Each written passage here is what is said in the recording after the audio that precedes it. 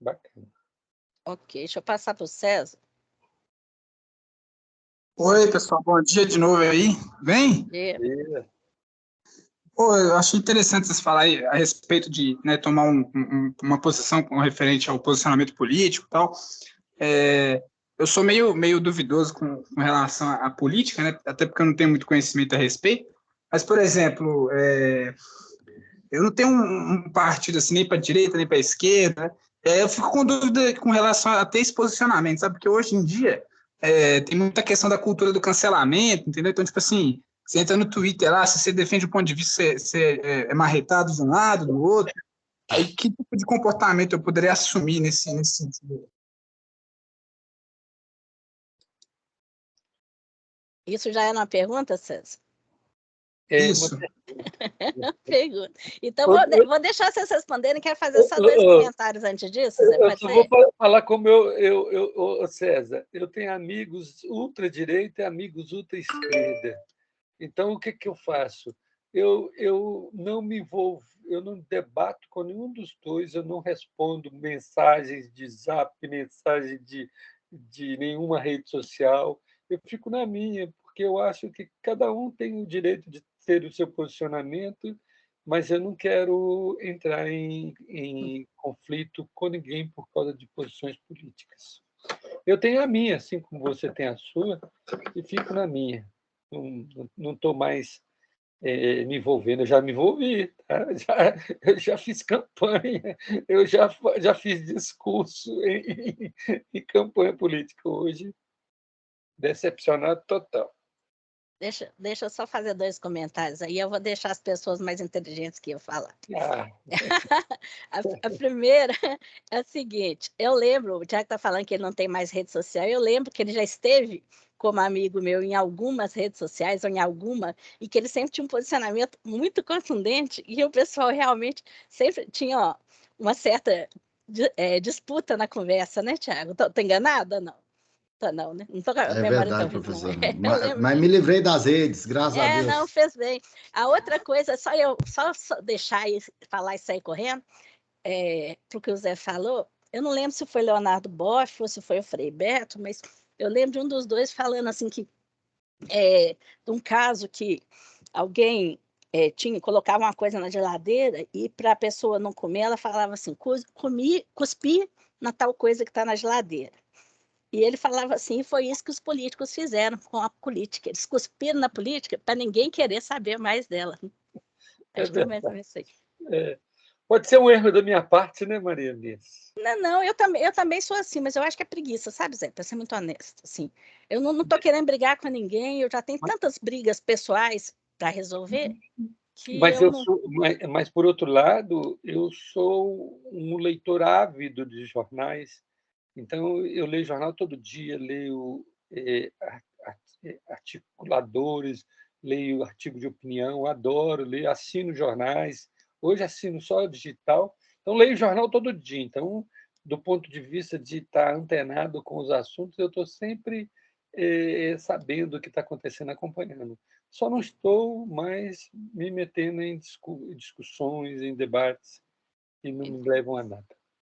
A gente só não pode ser passivo, né? Aceitar qualquer coisa. Desde que a gente tenha um raciocínio crítico, eu acho que tá. Marinês, vamos ouvir só o que o César tem que falar e, em seguida, vamos começar com a eu já parei aqui, desculpa. Vamos ao oficial, né? Pode falar, César. Obrigado, José. É porque, assim, realmente, né, hoje em dia, se tiver muita opinião ali, sempre tem um pessoalzinho ali que gosta de cancelar, né?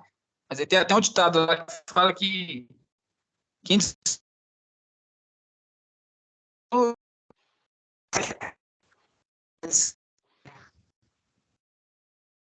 Eu acho que sua voz falhou, César. Falhou aí.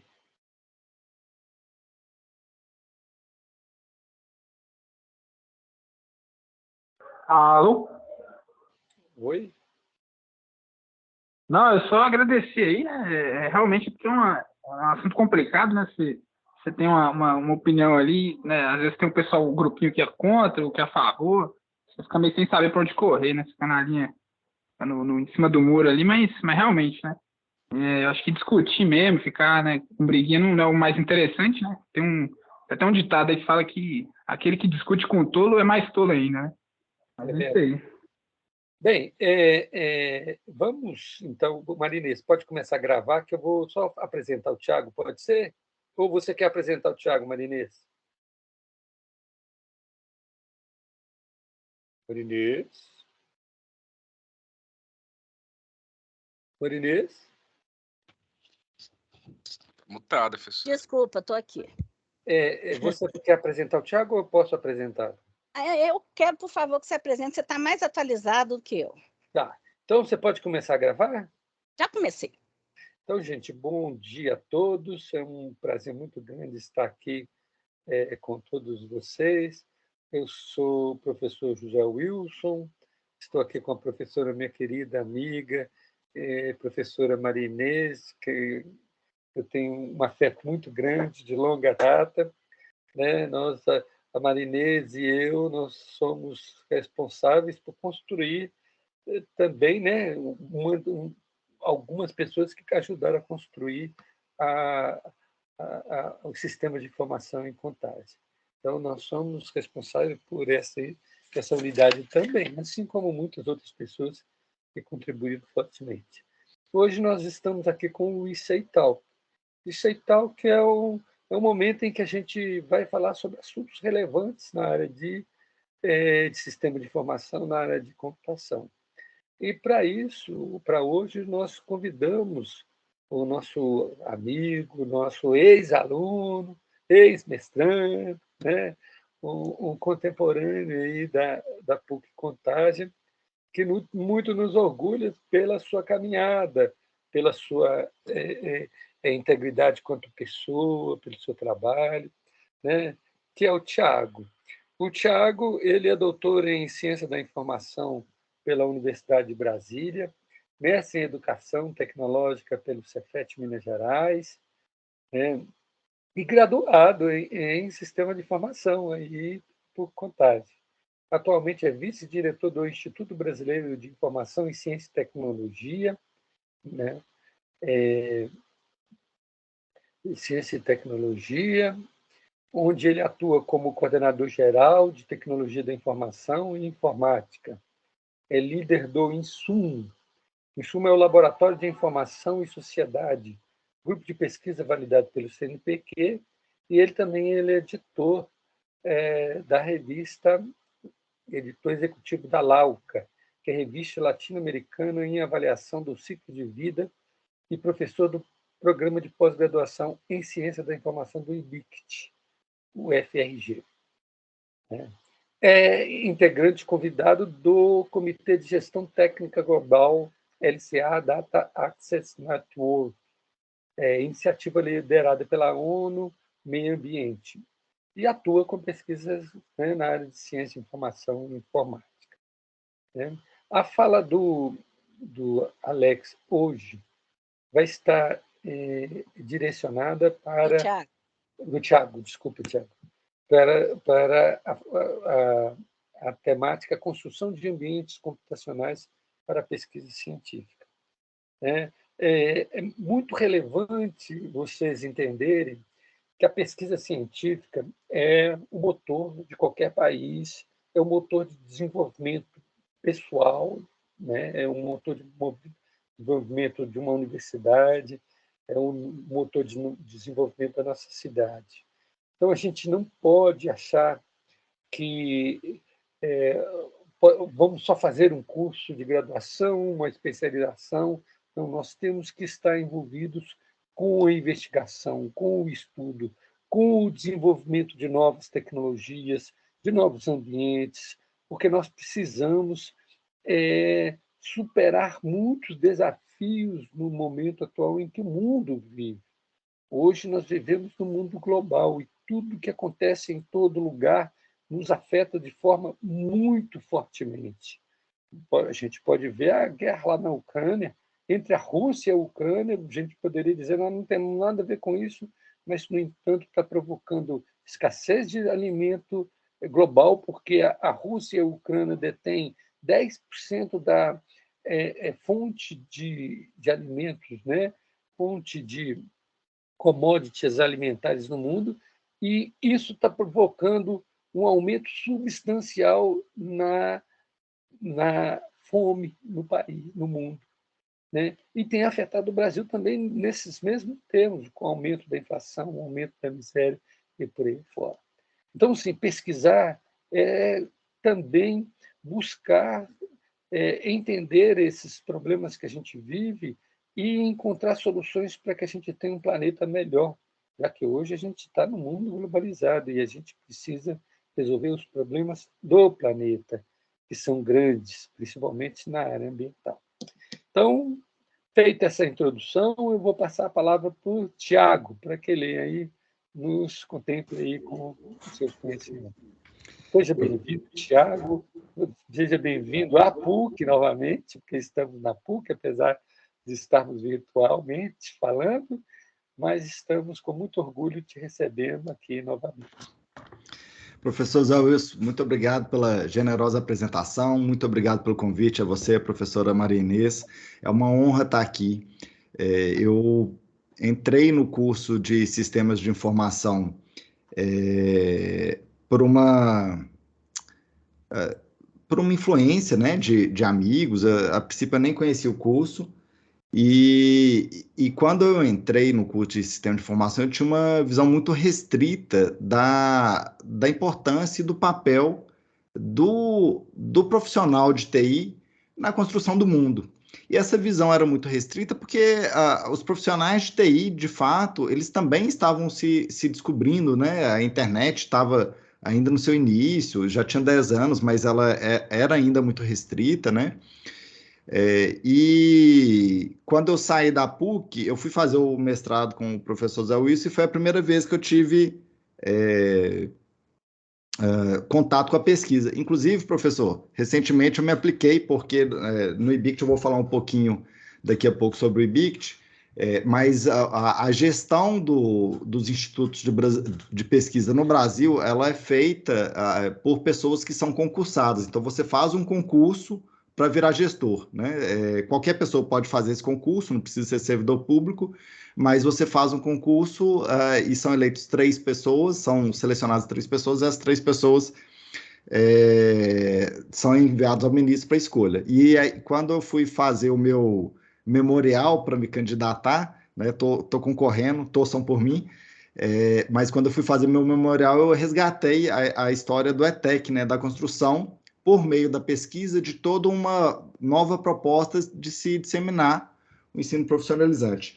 E a ideia dessa conversa é falar um pouco sobre o papel do profissional de TI na construção desse mundo e sobre as armadilhas que tem, né, que a gente tem vivenciado e que a gente acaba muitas vezes caindo porque resolver problemas, a princípio, é fácil, né? Você identifica o problema, identifica a causa e resolve a causa. Mas muitas vezes a gente não identifica a causa. A gente vai trazendo questões paliativas que podem causar outros problemas. Eu vou falar aqui uma frase, e eu posso falar porque eu sou da TI, embora tenha voltado mais para o lado da informação recentemente, que antigamente a gente tinha muitos problemas, né, para organizar o mundo. E aí veio a TI e resolveu esses problemas. E aí, desde então, a gente está trabalhando para organizar os problemas que a TI trouxe, né, que a tecnologia trouxe, porque quando a gente vai ampliando a nossa visão, o nosso entendimento do mundo, a gente também vai ampliando os problemas que aparecem. Eu vou partilhar aqui, pedir licença para partilhar uma apresentação. Quando estiverem vendo, por favor, me informem. Estamos vendo? Beleza. Então, vou falar um pouco sobre a construção dos ambientes computacionais para a pesquisa científica. O IBICT é o Instituto Brasileiro de Informação em Ciência e Tecnologia. A história de surgimento do IBICT é uma história muito legal, porque ele surge a partir de uma proposta de 2 pesquisadores em 1890, que é Paul Klee e Henri Lafontaine. E eles tinham a ideia de organizar o mundo inteiro. Eles queriam organizar a informação que tinha naquela época no mundo. E a forma que eles fizeram que eles pensaram para fazer isso era organizando todas as publicações científicas em pequenos cards. E esses pequenos cards deram origem depois à CDU, que a gente encontra nos livros, né? Até hoje está existente.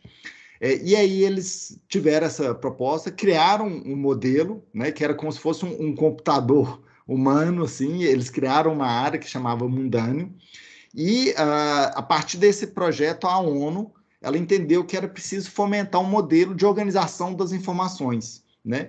E o país que foi escolhido para ser a sede do primeiro modelo para a organização da informação foi o Brasil, e aí surgiu o IBICT, né? Na época com o nome de IBBD. Mas IBICT vem de Instituto Brasileiro de Formação em Ciência e Tecnologia. É a única instituição no governo federal que tem como foco trabalhar com informação. E a missão do IBICT é promover essa competência e também desenvolver recursos que sejam suporte para a construção de infraestruturas de informação em ciência e tecnologia. E, com isso, auxiliar na produção, na socialização, na integração do conhecimento científico e tecnológico no país e, com isso, contribuir com o desenvolvimento do Brasil. Gente, eu vou só fechar a porta aqui por causa do barulho. Só um minuto.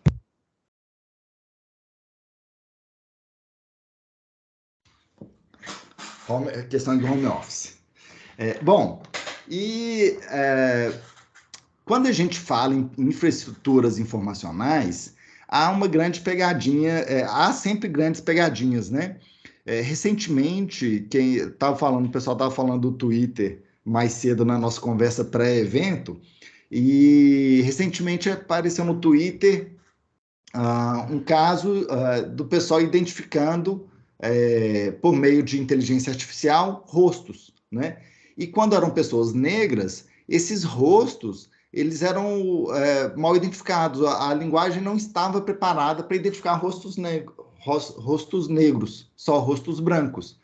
E, com isso,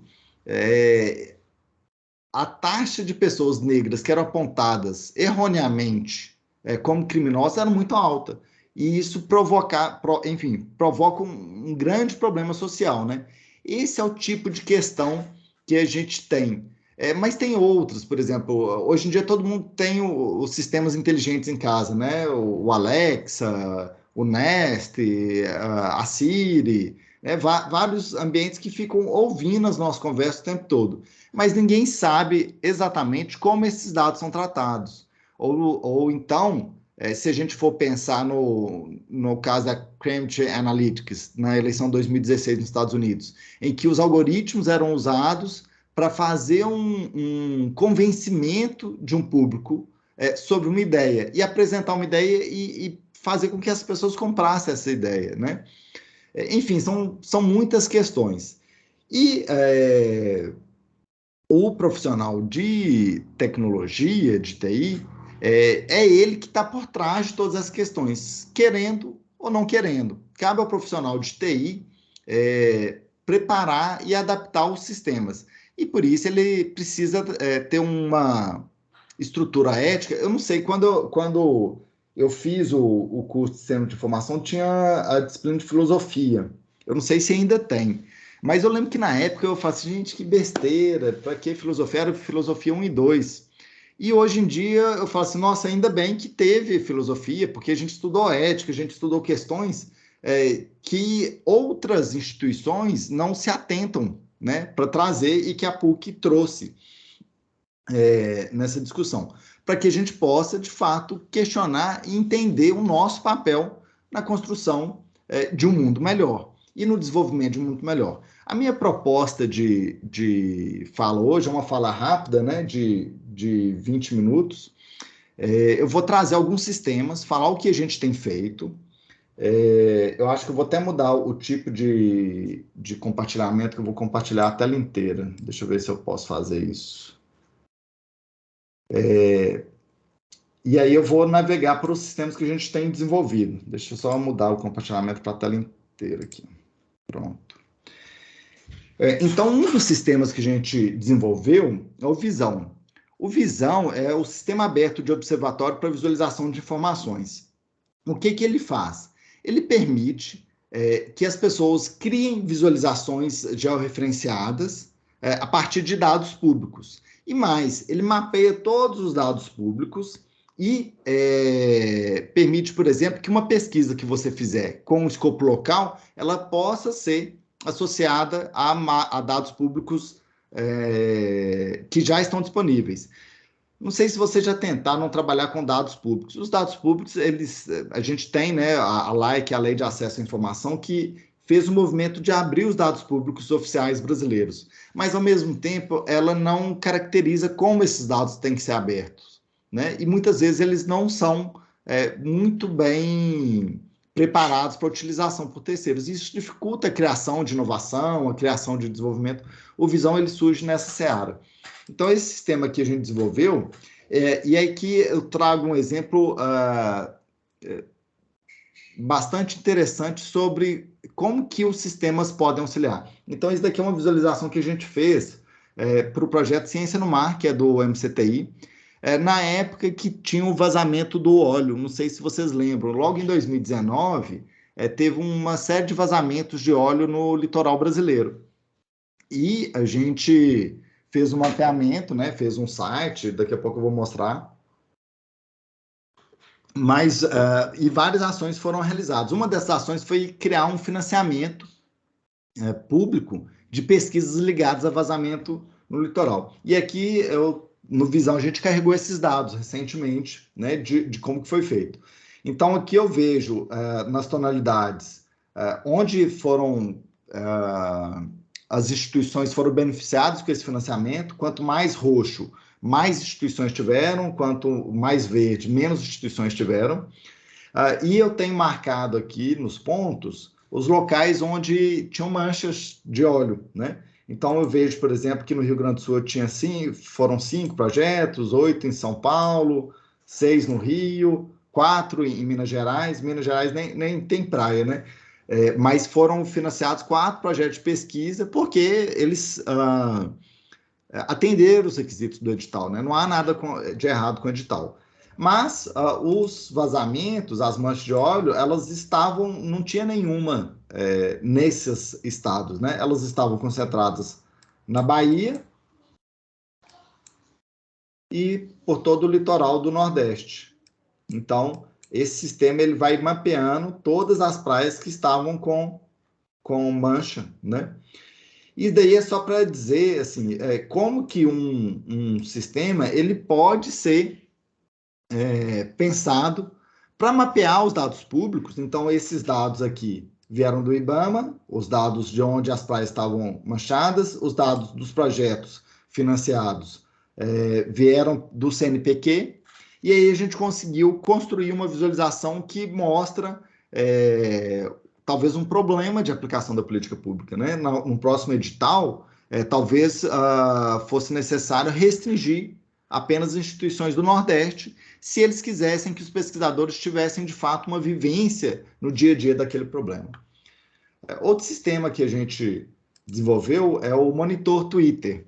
O que esse sistema faz? Ele mapeia as redes sociais, nesse caso aqui o Twitter, por qualquer termo. A gente consegue mapear em tempo de execução tudo que as pessoas estão falando sobre determinado termo no Twitter. Então, eu posso mapear se as pessoas estão falando alguma coisa do IBICT, ou do MCTI, ou do presidente, enfim, de qualquer tema polêmico, né, sobre armas, e com isso eu consigo mapear como as pessoas estão lidando com essas informações. Como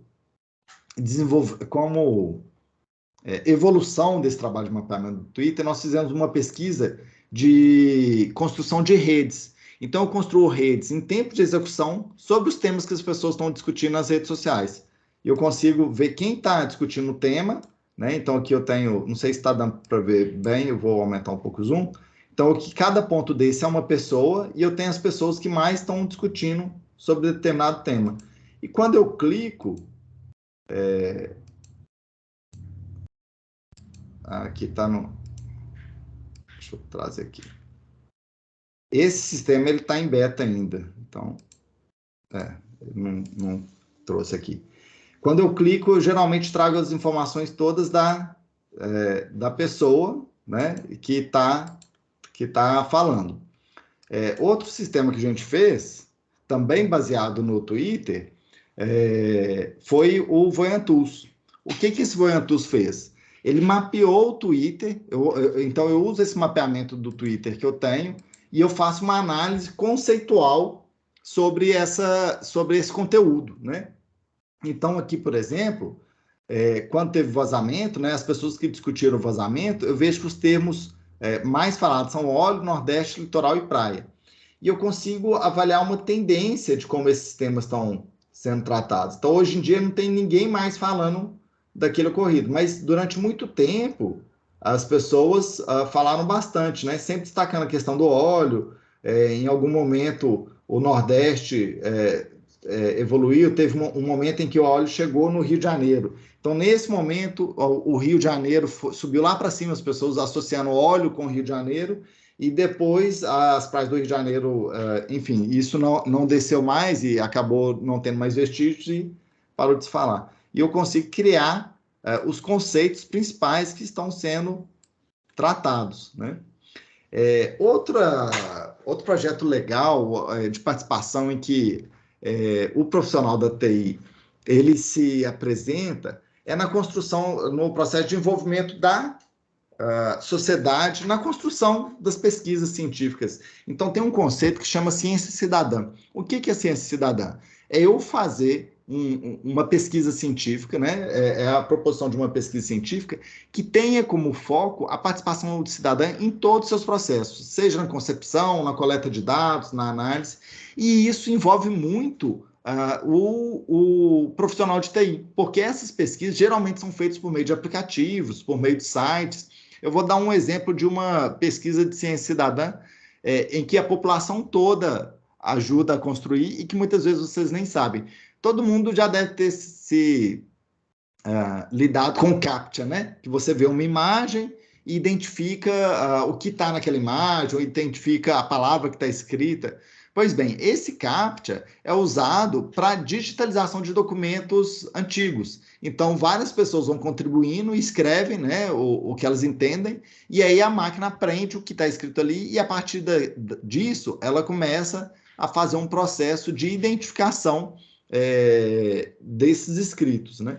E aqui é uma plataforma de ciência cidadã que foi desenvolvida no IBICT, em que vários projetos de ciência cidadã são disponibilizados, mapeados, várias infraestruturas tecnológicas para permitir que as pessoas façam pesquisas com a ciência cidadã. Outro projeto que a gente desenvolveu, e esse envolve muito a área de TI, é o projeto IPAT, que é um modelo de preservação digital. E esse projeto, o que ele faz? Ele garante a autenticidade dos documentos ao longo do tempo e também a atualização. Tem um caso no Tribunal Regional Eleitoral de Minas Gerais. Outro dia eu fui dar uma palestra no TRE e o pessoal estava me contando que eles têm todos os registros de eleições até 1998. O que aconteceu em 1998? Eles mudaram o sistema, que antes era manual, para um sistema computacional e fizeram a eleição usando esse sistema, que emitia alguns relatórios simplificados, mas os dados mesmo ficaram todos nesse sistema.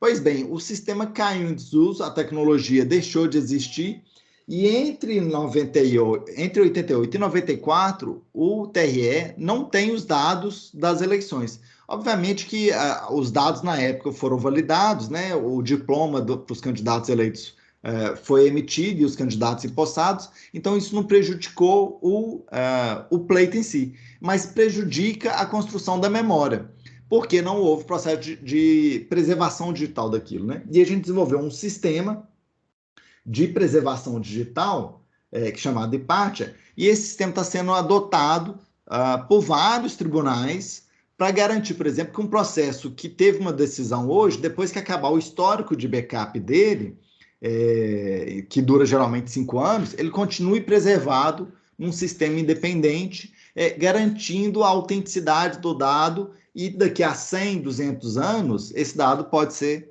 acessado de novo. Então, a gente fez esse modelo, foi o primeiro no Brasil, só tem 2 casos em que há preservação digital arquivística no Brasil, que é no TJDFT, que foi esse que a gente fez, e no Arquivo Nacional que a gente fez.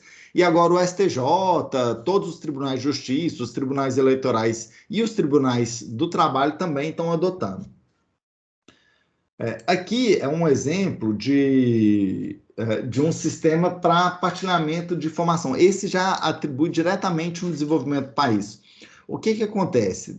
Tem uma técnica, chama CV, essa técnica ela mapeia os impactos ambientais de um produto ou serviço. Então, por exemplo, o cimento brasileiro, qual que é o impacto ambiental? A carne bovina, qual que é? A geração de energia, qual que é o impacto ambiental? Positivo e negativo, né? Só que os países europeus, eles usam padrões de dados diferentes do nosso. Então, quando um país europeu ia importar um produto brasileiro, o que ele fazia? Ele fazia a análise usando o PEF, que é o Product Environmental Footprint, né, que é uma avaliação ambiental do produto, usando dados sobre o Brasil criados na Europa. E esses dados não necessariamente eram os melhores para o Brasil, né? E isso prejudicava muito a situação brasileira. Então, o que a gente fez? A gente desenvolveu uma estrutura de pesquisa, fizemos a pesquisa sobre a estrutura dos dados, né? E nós desenvolvemos um conversor que permite que, quando eles forem fazer pesquisa, eles importem os dados brasileiros e convertam para o formato deles e usem no banco de dados deles, né? Nos sistemas deles de análise. E esse sistema foi tão legal, tão bacana, que a ONU Meio Ambiente está adotando ele para essa plataforma, que é uma plataforma global de interoperabilidade de dados. Ele vai substituir o sistema atual, que é alemão, por um sistema brasileiro. E isso vai permitir o aumento da competitividade ambiental das empresas brasileiras. Esse daqui é outro projeto que chama SBRT. Ele foi foi desenvolvido no IBICT e hoje em dia é adotado pelo SEBRAE. O que esse projeto faz? Ele mapeia perguntas, né, técnicas de micro e pequenos empresários, e as perguntas são enviadas para instituições de pesquisa que preparam uma resposta. E o microempresário, depois que ele acessa a resposta, depois que o Instituto prepara a resposta, o microempresário acessa e usa, é como se fosse uma consultoria para o negócio dele. E o que a gente fez foi criar uma API para que outras instituições, a exemplo do SEBRAE, possam usar essas perguntas e oferecer para os seus clientes. Então, quando a pessoa clica na pergunta, ela abre uma resposta técnica, que nesse caso, que foi preparado por outra instituição de pesquisa, né? E aqui um exemplo de organização da informação. Então, isso daqui foi a construção de observatório para lidar com a ciência oceânica, que a gente fez também. A gente tem desenvolvido muitos observatórios assim. Deixa eu voltar a apresentação para o PowerPoint, já indo para o final da apresentação. Então, isso tudo aqui eu já falei. Então, a gente tem uma série de sistemas que são construídos usando o conhecimento da área de computacional e usando o conhecimento da área informacional e criando, então, soluções para que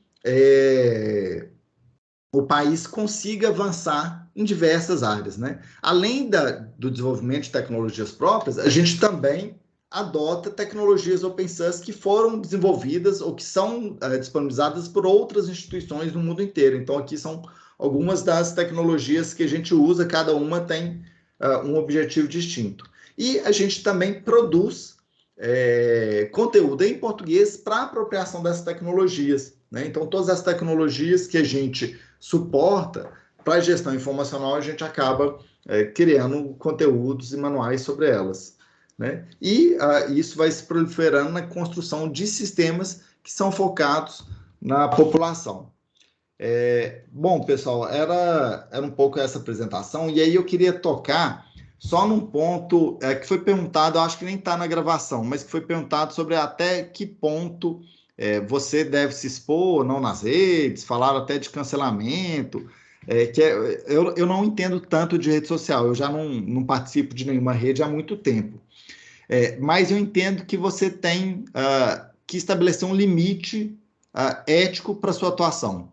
Ninguém vai pôr limite para você, né? Enquanto você estiver fazendo as coisas, as pessoas sempre vão pedir coisas para você. Então, cabe a nós, profissionais da computação, da informação, estabelecermos o limite e dizer, daqui eu não passo. Se você vai estar desenvolvendo uma tecnologia e você percebe que essa tecnologia ela visa prejudicar um grupo ou trazer uma informação que é inverídica, né, ou que vai contra os princípios da legalidade, então você põe seu limite e estabelece que daqui eu não passo, né? E faz o questionamento, porque muitas vezes as pessoas passam dos limites por não conhecerem, ou por não estarem pensando sobre eles. Então, a resposta àquela pergunta que você fez, né, que foi feita anteriormente, é que se há uma discussão em que esses limites da legalidade, ou que em que algum grupo está sendo prejudicado de forma injusta, então que é necessário que a gente se posicione, porque afinal de contas, se ninguém se posicionar,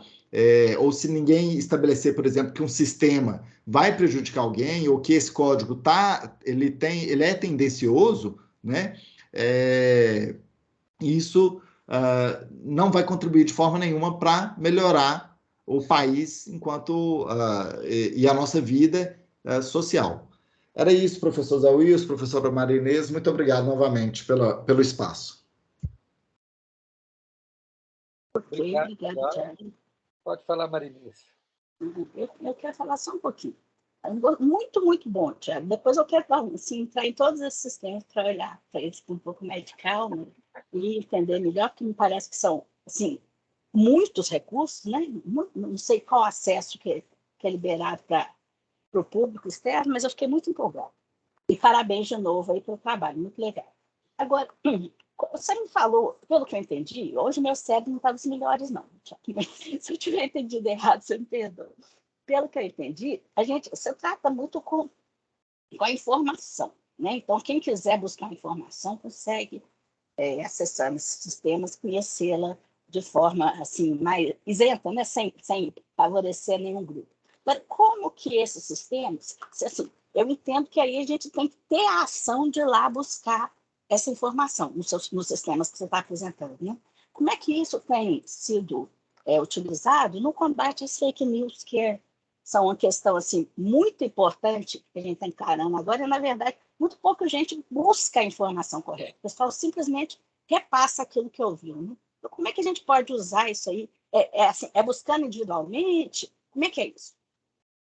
Professora, essa é a pergunta de $1 milhão, né? Todo mundo quer saber como resolver o problema das fake news. Eu vou dizer um caso que aconteceu. Teve um ministro que foi nomeado e ele entrou no Lattes e colocou que ele tinha doutorado, né? E ele não tinha doutorado. É um caso notório, público, né? E que foi corrigido rapidamente. Então, quando se descobriu que era inverídica aquela informação, ele foi exonerado. E o que a gente tem feito para validar essas fake news, validar as informações, é, de fato, cruzar as bases. O que acontece? Com o advento da TI, todo mundo tem uma base de dados. Qualquer pessoa que cria um sistema, cria também uma base de dados. E isso acontece também no ambiente público, né? Nas organizações de Estado, nas organizações governamentais. Cada organização tem uma base de dados, e essa base de dados nem sempre, ou na maioria das vezes, não teve uma preocupação com a governança, com o tratamento de dados, com o uso que ele vai ter depois, com a formação para as pessoas lidarem com aquilo. E o que a gente tem feito no IBICT é integrar várias bases de dados, de forma que essas bases elas possam se validarem. Então, por exemplo, hoje em dia, se você não vai falar que tem um doutorado, colocar no Lattes, se você falar isso, o que o Lattes vai fazer? Ou está fazendo? A gente está construindo esse projeto junto com o CNPq. Ele vai lá na Biblioteca Digital de Teses e Dissertações e vai verificar se você teve uma tese depositada. Porque se você não teve uma tese depositada, você não tem doutorado, né? E esse tipo de informação você pode verificar. O Visão, que é o mapa que eu mostrei, então se alguém fala assim, mas o país está todo mundo, sei lá, tal região do país tem muito desmatamento, ou tal região do país está muito boa. Você consegue trazer os dados públicos oficiais e construir a sua própria visualização para entender. Mas ainda é um processo muito manual. E eu entendo, professora, que a solução para isso não está num sistema para controle, porque esses sistemas de controle, eles sempre, por mais que a gente não queira, eles sempre vão ter alguma tendência, né? Eu acho que solução para as fake news ou para o problema das fake news está justamente na capacitação e na formação de competência informacional da população. As pessoas precisam saber lidar com esse universo de informação. Cada vez vai ter mais informação. Nunca mais a gente vai voltar naquele tempo em que tinha uma informação que era validada, que era consenso. Isso nunca mais vai acontecer. O que as pessoas precisam é saber que, apesar de ter muita informação, existem diferentes tipos de fonte e diferentes características que qualificam ou não a informação. Eu não sei se te respondi, professora. Ele respondeu sim. Na verdade, o resumo é: a pessoa tem que tomar a atitude dela, né? Ela não pode esperar passivamente que ninguém fale para ela se é verdade ou se é mentira. Não, ela tem que se interessar. Mesmo porque a pessoa que vai falar se é verdade ou mentira, ela pode estar mentindo, né? Ela pode estar... Então, quando eu comecei a trabalhar com TI, no meu primeiro emprego, eu fui crescendo de cargo lá e eu tive um estagiário, né? E aí eu nunca esqueço isso, era o Leandro, não vou dar o sobrenome porque... Mas o Leandro falou assim, como é que eu faço esse código? Eu disse, não, você entra nesse projeto que é parecido, você pega o código e usa ele como estrutura. Aí ele pegou o código exatamente igual, copiou e colou. E aí não funcionou, obviamente, né? Aí ele disse, Thiago, mas você falou que era para fazer isso e não funcionou. Eu disse, não, Leandro, era para você copiar e colar, mas você tem que adaptar as variáveis, você tem que colocar aí para funcionar com o seu ambiente. Aí ele disse, mas aí eu vou ter que pensar. Eu estou assim, Leandro, você tem que pensar essa função, essa carreira, ou isso que você escolheu para fazer na vida é um emprego que efetivamente exige pensar. E nessa avaliação de fake news é isso, né? Exige a gente pensar e analisar. Mas tem critérios, professor, porque eu posso identificar fontes que são confiáveis, eu posso identificar qualificadores da informação, e isso tudo é o trabalho. Tem um canal Ciência, que é um serviço do IBIX também, que tem uma cartilha sobre isso, mas são ações que podem contribuir para que a gente saiba selecionar informação melhor, de melhor qualidade. Perfeito, muito obrigada. Pois você conduz a fila? Tem uma pergunta aqui, obrigado, Marinês. Tem uma pergunta aqui, tem um aluno com a mão levantada aí. Pode fazer a pergunta? Bom dia novamente. Primeiramente, parabenizar o Thiago pela apresentação. A minha pergunta é para o Thiago mesmo. Thiago, você falou que, por escolha assim, pessoal, né, decidiu se abster das redes sociais. E eu vi que tem, se eu não me engano, acho que 1 ou 2 projetos que tem como base também o Twitter, né? Então, eu ia perguntar um pouquinho a respeito das fake news, só que a Marinês já até comentou um pouco a respeito desse assunto. Então, eu queria mais direcionar essa pergunta aos desafios assim, do desenvolvimento, a respeito dessas ferramentas mesmo. Esse Monitor Twitter é um projeto que a gente gosta muito. Sempre que a gente apresenta ele aqui em Brasília, o pessoal fala assim, não mostra para mais ninguém, não, deixa eu entender isso melhor. Porque é um mapeamento, todo mundo quer entender o que acontece nas redes sociais, né? A minha opção por não participar das redes sociais foi mais uma opção de tempo, de prioridade de vida. Assim, eu me envolvo em vários projetos, eu tenho muito pouco tempo e eu sou uma pessoa meio fácil de viciar. E eu ficava muito tempo em rede social, eu entrava no Facebook, no Instagram e ficava horas lá sem poder, né? E aí eu resolvi sair de todas as redes. Mas, no caso do Twitter, a gente teve um problema que é o seguinte, ou você paga uma taxa para o Twitter, ou você tem várias restrições. E a gente não queria pagar a taxa, porque a gente queria, e aí até respondendo a colocação da professora Marinês, esses sistemas, vários são abertos ao público, esse do Twitter especificamente é aberto ao público de pesquisa. Se você é pesquisador e tiver uma pesquisa específica, aí você submete um formulário e a gente abre o acesso para usar, porque ele consome muito recurso computacional. Mas aí no caso do Twitter, o que a gente fez foi, nós criamos 30 contas no Twitter, cada uma tem uma limitação de pegar. Então, cada uma das contas vai pegando, capturando dados, né? Até atingir a limitação. Quando chega na limitação da 20, mais ou menos, a conta número 1 já está liberada de novo, mas a gente continua até a 30 e depois volta para 1. E aí a gente meio que burlou o sistema do Twitter, né? para permitir que essas pesquisas fossem feitas por pessoas que não têm recurso financeiro também, né? Porque se a gente tivesse que pagar, a gente não ia poder liberar para qualquer pesquisador fazer. Tem agora o Eduardo, né? Deu sua resposta? Foi satisfatória? Sim. Muito satisfatória. Obrigado, viu? Bom, André, você pode fazer a sua pergunta. Beleza. Agradecer também, Thiago, a apresentação. Thiago, eu não sei se você falou, cara, mas o IBICT, ele é subtendido ao MCTI? Ele é parte do MCTI ou independente?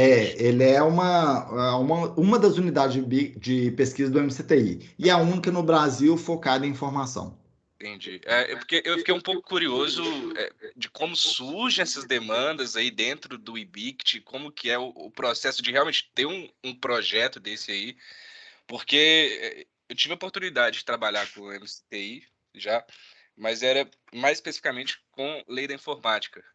E era um esforço assim para materializar um projeto, né? Toda aquela documentação legal ali de pré-projeto até chegar num conceito que realmente tem enquadrabilidade legal, né?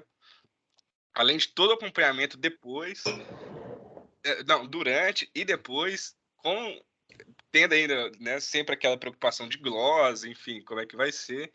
Como que funciona esse tipo de projeto aí pro IBICT, sendo parte do MCTI, cara? Não, a gente sofre muito mais, é terrível. A parte, o que acontece? O dinheiro que a gente lida é dinheiro público, então precisa ter esse mecanismo de controle mesmo, né? E o IBICT, ele está atrelado a todos.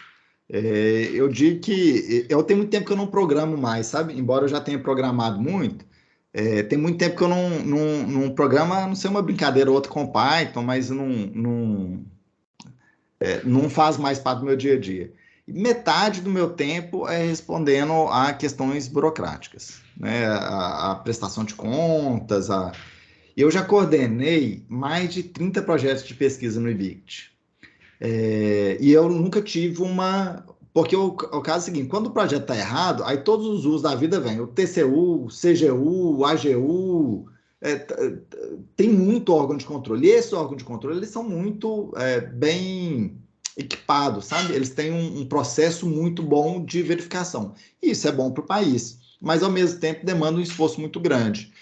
E ainda tem mais. Tem vários mecanismos de denúncia, né? Ou de levantamento de informação. Tem a LAI, Lei de Acesso à Informação, tem a Ouvidoria, tem o Fale Brasil. Então, o que acontece? Como toda instituição, né, tem gente que gosta da pesquisa que está fazendo, tem gente que não gosta.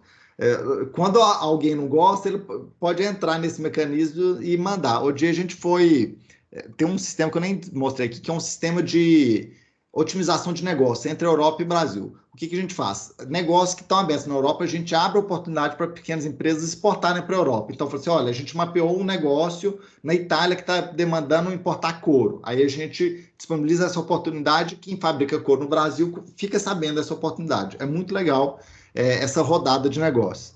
E aí foi um pesquisador viajar para lá para apresentar o case brasileiro. Eu tive que responder 3 perguntas, 3 documentos, né? Eu tive que preparar 3 documentos para responder por que o pesquisador foi. Que é uma coisa perfeitamente legal, ele precisava ir mesmo, mas tem esse processo.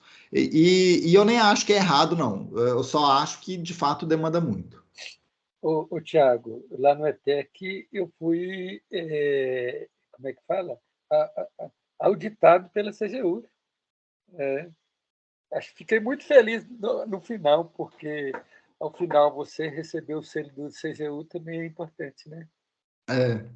Depois que você teve uma auditoria lá, que foi o seguinte, teve um projeto que a gente recebeu de emenda em 2005, e era de um deputado, sabe?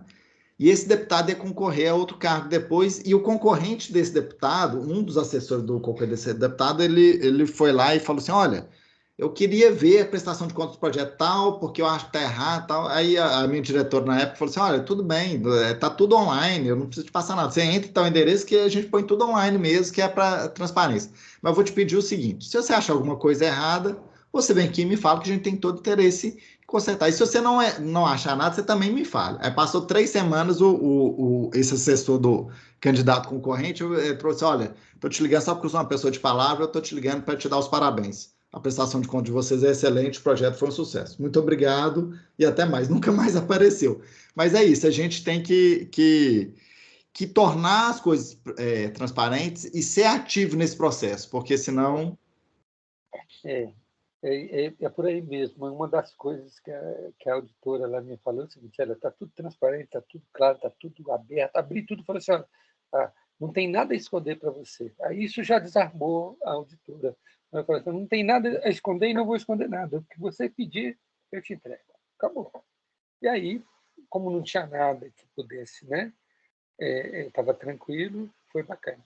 Tiago, agora eu orientei um TCC aí em Contagem, né, há muito tempo atrás, né, em que o aluno desenvolveu uma aplicação para entrar, porque qual que foi o problema, né, que nós identificamos? Foi o que você falou no início aí. Existe uma lei de transparência, mas quando você vai acessar o site de uma prefeitura, você vai acessar a informação de um órgão público, o dado está escondido ali. Tá?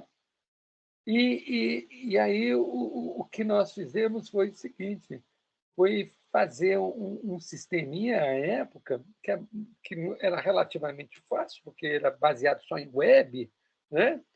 Que ele iria lá no site, mas ele tinha uma importância muito grande como sistema, e ele permitia mapear gastos de prefeitura. Você escolhia a prefeitura, colocava lá o gasto, eu quero gasto com saúde, e ele ia lá, vasculhava o site da prefeitura, lá buscava com os identificadores que a prefeitura colocava lá na área da saúde. Né? O menino terminou, não deu continuidade, mas eu achei assim, a época que o objeto do trabalho dele era um objeto muito importante, muito interessante.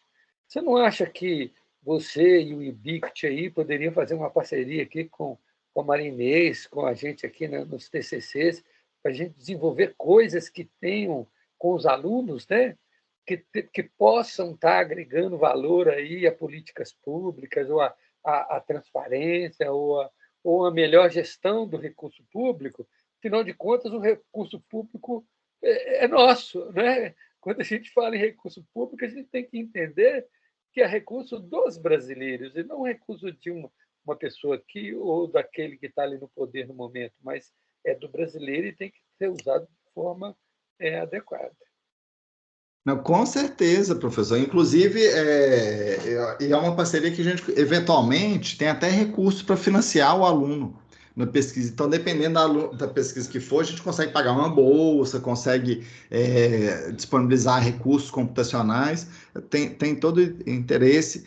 O IBICT trabalha com informação científica, com informação tecnológica e com informação governamental. E a gente tem trabalhado nesse processo de entender e compreender como essa informação pode ser usada para contribuir com o desenvolvimento do país.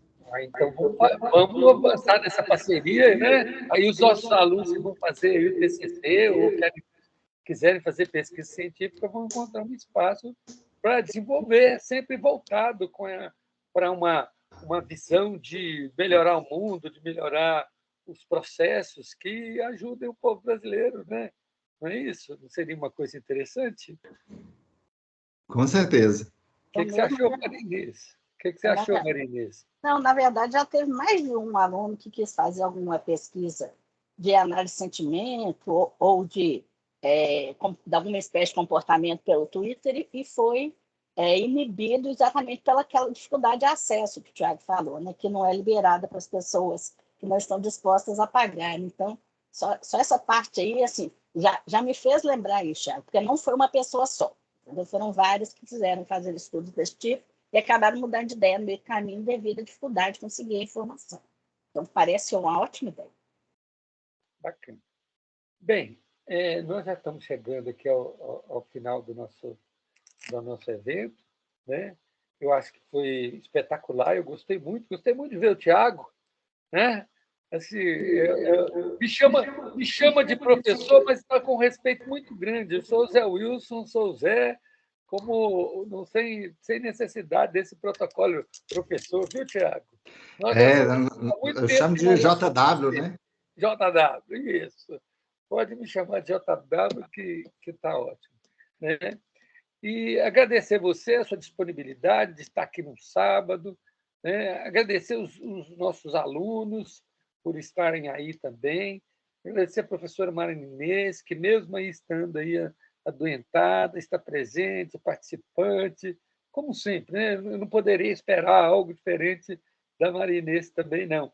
Ela é sempre disponível e sempre just in time. Você é uma pessoa que é just in time. Derrubado do jeito que eu estou, fiquei até mais animada. Pois é, que coisa boa, né? A Marinesa é a Jessica. A Marinesa é da rede social, viu, Tiago? Eu tenho redes sociais, mas se você entrar no meu Facebook, você vai observar que eu não entro lá há mais de 200 anos. Está na hora de eu acabar, mas eu tenho tanta gente inscrita. No dia que eu criei o Facebook, eu tive uma leva de mais de 800 inscritos no meu Facebook. Eu falei assim, não, mas que prestígio, eu estou no meu Facebook. Mas aí eu larguei para lá. Você não tem LinkedIn, não, Tiago? O LinkedIn eu tenho, professor. A única rede que eu tenho é o LinkedIn. Eu tenho o LinkedIn também, mas o meu LinkedIn está desatualizado. Eu preciso atualizar o LinkedIn, porque ele é uma rede importante.